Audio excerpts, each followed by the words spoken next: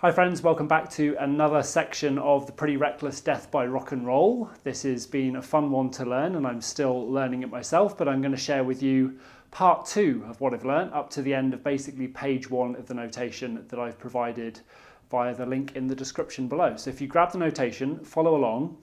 We're going to start halfway down page 1 at the end of the intro. I'll leave a link to the previous part of this tutorial down below as well. We left it with the bar that finishes the intro, which goes like this.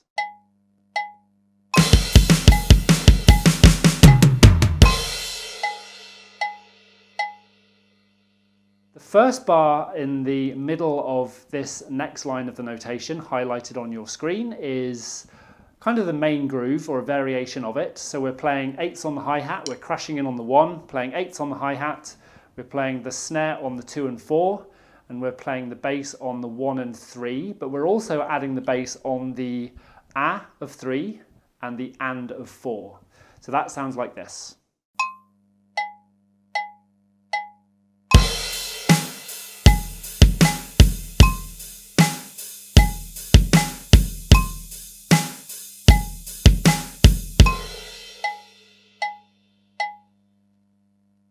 So that's one of the standard bars in this track, kind of a variation on the main groove. We play that for 3 bars, and we end this 4-bar phrase with the next bar that we're going to learn, which has the floor tom and the bass added in the second half of the bar on the kind of the offbeats. So we're playing 8ths on the hi-hat, and in between those 8ths for the second half of the bar, we're playing the bass and the floor tom. So we start off with the hi-hat and the bass on 1.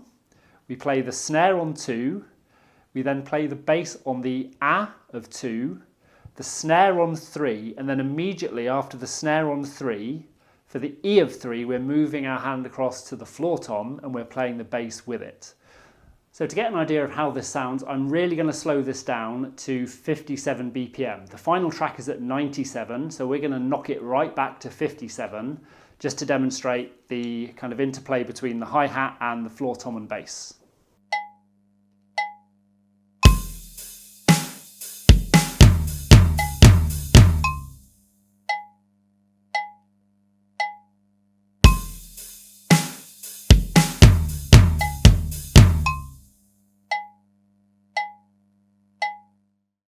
Let's speed that up a little bit now to 77 BPM.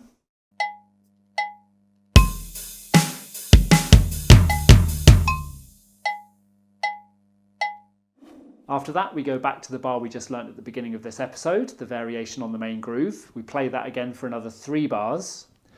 We end this 4-bar phrase this time with a 7-stroke roll on the snare. So the last bar of this 4-bar section, we're going to play the bass on 1 and the A of 1, the snare on 2, the bass on the A of 2, leading into the final hi-hat in this bar on the 3, that's the final 8th note.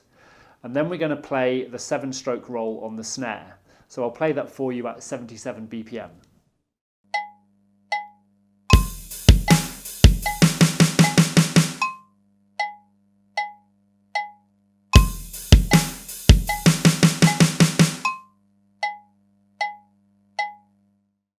So that's nice and relaxed. It's just 16th notes on the snare, and that was played at 77 BPM.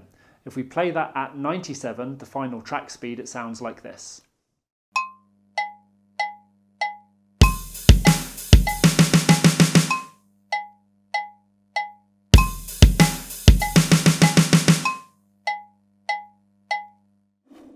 So after our 7-stroke roll, we go back to another variation on the main groove that we learnt in our previous lesson. This has more bass notes than we learnt at the beginning of this lesson, so I'll just play that for you again at 77 BPM.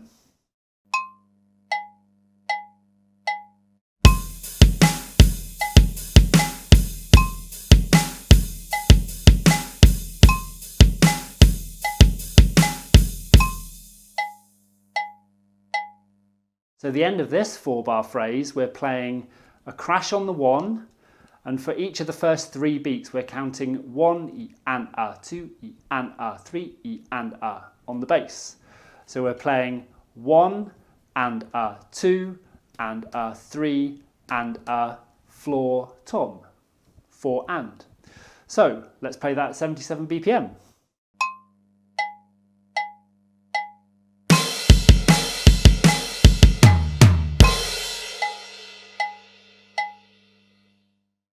So that is admittedly going to require a little bit of speed with your bass foot if you only have a single bass pedal. I've been working on this myself. Let's try and play that at 97 BPM, which is the final track speed.